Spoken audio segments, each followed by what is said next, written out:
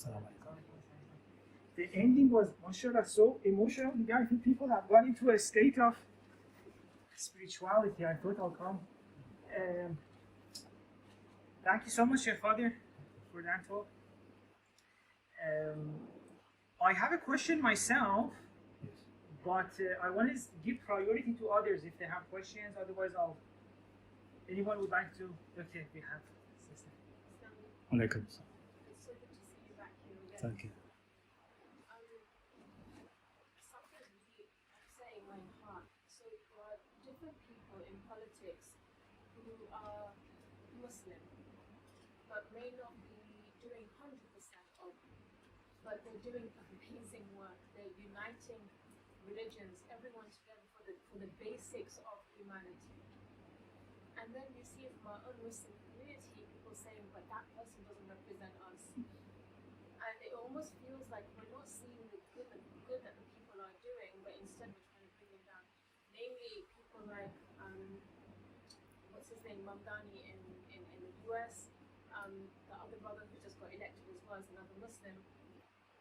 They're not our role models, but they're doing amazing work like that we haven't seen before in politics of this nature in our generation.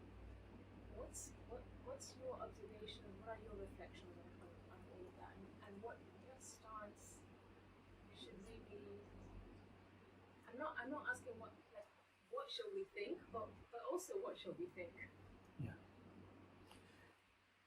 Anyone who is doing something good, we should appreciate. Anyone who is working for justice, for dignity of human beings, we should appreciate. But this doesn't mean that we say, okay, now you teach me, my mazhab or my Islam even.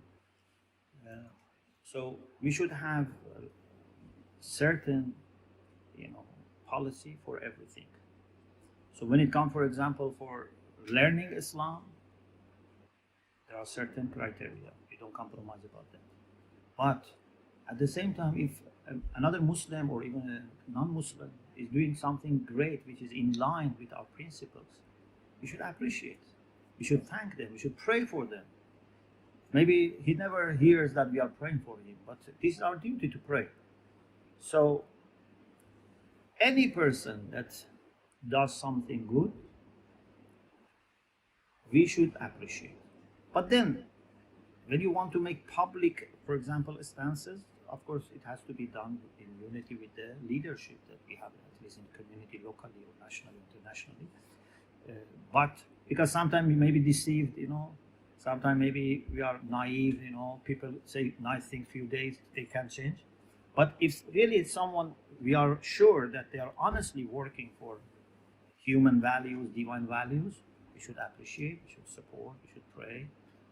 And this is the way that people will be encouraged to come forward and can see that our community is appreciative.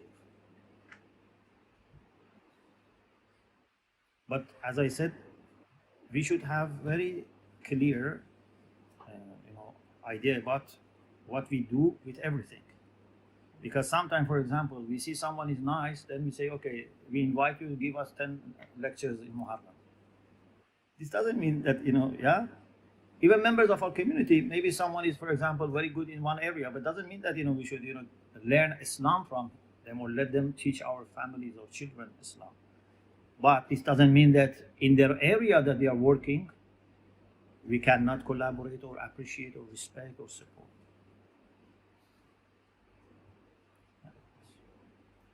We have a question. Yes. Going back to Assalamu alaikum. Going back to the school of God, one of the things that I worry about myself is if I'm alive when your mom comes, how will I recognize that that's the school I should be following? Right? There'll be so many variations and deviations. And we look back towards Imam Hussein. When he was going through, there were people on the sidelines, people he encountered at the Hajj, moving on to Karbala. They asked him where he was going, and he told them, yet they let him go without joining them. They knew who he was, but they didn't recognize that school, that attachment that should have happened. there's so many of us, and we know that many people will told in the deep that they will go in a different direction. They won't actually recognize him, even though they know who he is. How do we make sure we're among those who recognize that and follow him? If someone is really truthful, and for them always the main thing was to find the truth, okay, they admit their mistakes easily. Whoever says the truth, they accept. These people should not worry. For them to find Imam Zaman is like finding the sun in the middle of the sky. But if I'm not truthful, even if I have knowledge, if I have tens of years of ibadah, but if I'm not truthful, if I'm not someone who's restless unless finds the truth and commits the truth, then I may miss Imam Mahdi. So for seekers of light, finding that light is very easy. For those who do other things and they falsely claim that we are truthful, we are following Islam, etc., so many obstacles come on their way, because every bad habit, every bad trait of character, especially when it comes to prioritizing my interest over truth, would be a veil. And it can be, even for a Shia, a thick veil, so that cannot see the light of Imam Mahdi. But a seeker of truth, maybe he's not a Shia, can see the light of Imam Mahdi. It's a matter of truthfulness. Of course, those who are Shia and truthful, they have the better chance to easily recognize. But sometimes people even know that he is the person, but they don't accept. And this is what we find in the course of history. People who were waiting for Jesus, people who were waiting for Imam Mahdi, for Rasulullah. Some people had migrated to Medina, to Yathrib, because they knew that the messenger of Akhir Zaman will be there. But many of them didn't believe. They had moved there, settled there to welcome the messenger of Akhir Zaman. But why? Because they didn't say that let's find the messenger of Akhir Zaman and then take instructions from him. He said, let's find who can give us power. Who can give us support.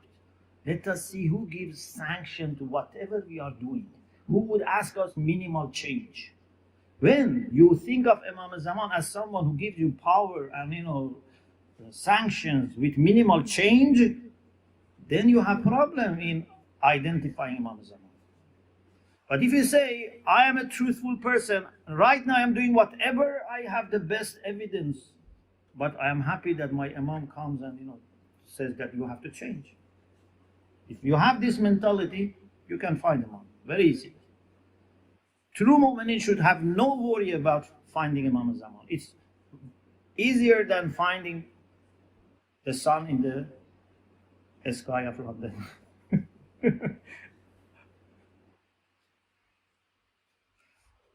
One of our ulama said, who was from Iran here in London, he said that some people ask me, can you easily see the crescent of the month of Ramadan in London? I said, we cannot even see the sun, let alone the crescent. So, but inshallah it will be easier for truth mu'minin.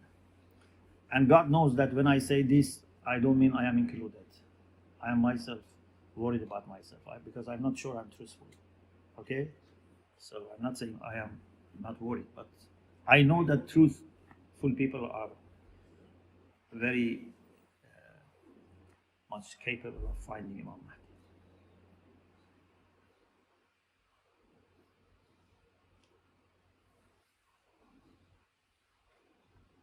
Any question online? Maybe also if they have questions. Are there people online as well as Zoom?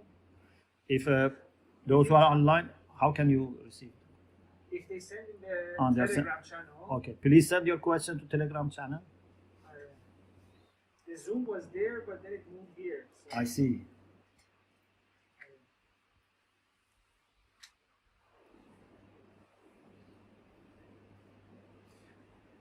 you don't have the book School of God?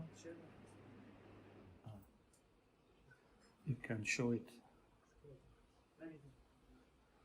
What should I show? You have many or just this? Here? The School of God book. Okay. Maybe we can give one to each family. Yeah. So we give you a gift, inshallah. Yes, I stole this one from Mustafa. I'll probably give it back. I thought you wanted to talk about it right now. Yeah. One So thing this is a sorry. This has the first lecture in Italy in June last year, and then I went to Kenya, and the second lecture there are some ideas the same but some different, so they complete each other. But then I gave other lectures. But inshallah, if you read this carefully, then you will get the main things. And then if you are happy to work for this, then inshallah through I Love Hope, inshallah, maybe we can continue discussion and see,